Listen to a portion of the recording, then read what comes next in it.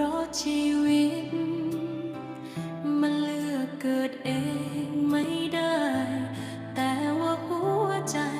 เรามีสิทธิ์จะฝัน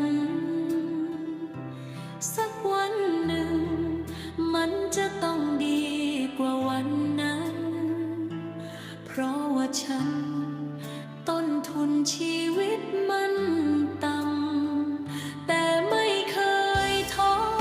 ไม่ทำให้ฉันถอดใจอดทนไว้รอ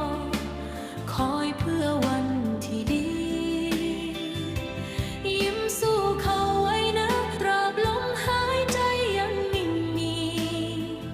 ก้าวต่อจากนี้อย่าใส่ใจคำที่เขา